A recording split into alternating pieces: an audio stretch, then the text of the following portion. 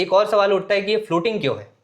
ये बाकी स्टेट्स में भी देखते हैं कि फ्लोटिंग वोट बैंक होता है, स्विंग वोट बैंक होता है, कहीं 20% का होता है, 25% का होता है, लेकिन यहाँ पे करीबन 35% का है, 40% का। तो ये फ्लोटिंग क्यों है?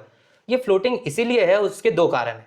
सबसे पहला रीजन, जैसे आपने बताया कि 113 सबकास्ट है, जिसमें आर्टिजन्स है, सर्विस प्रोवाइडर्स है और स्मॉल ट्रेडर्स है, सब्जी बेचने वाले हो गए, बढ़ई हो गए, कुम्हार हो गए जी। तो ये 2%, 3%, 1% ऐसी आबादी मिला करके ये 36% बनते हैं। तो इसमें किसी एक जाति का प्रभुत्व नहीं है, किसी एक नेता के इर्द गिर्द नहीं है, किसी एक पार्टी के इर्द गिर्द नहीं है। लेकिन पिछले चुनावों में हमने देखा कि ये नीतीश के साथ रहे तो नीतीश को फायदा मिलता रहा। और वो नीतीश के साथ क्यों रहे? क्योंकि अब दूसरा रीजन फ्लोटिंग होने का, कि नीतीश ने परफॉर्म किया, नीतीश ने इनको डिलीवर किया, नीतीश की जो स्कीमें थी उससे इन्हें फायदा मिला।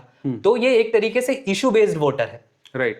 पहला तो फ्लोटिंग इसीलिए है कि इनका कोई नेता नहीं है एक सिंगल हैंडेडली ये जिसके इर्द गिर्द ये कंसोलिडेट हो, और दूसरा रीजन कि जो इनके लिए डिलीवर करेगा, जो परफॉर्म करेगा, जो रिकॉग्नाइज करेगा, उसके साथ ये इशू बेस्ड तरीके से जुड़ जाते हैं। हम बिहार के कंटेक्स्ट में देखते हैं कि मुस्लिम्स हो या यादव हो, उन्हें सीधा सीधा आरजेडी के साथ जोड़ दिया जाता है, अपर कास्ट को बीजेपी के साथ जोड़ दिया जाता है जी। लेकिन ये ईबीसीज ऐसी कम्युनिटी है जो इशू बेस्ड वोटिंग कर रही है। Their vote one must earn, it can't be inherited. Yes.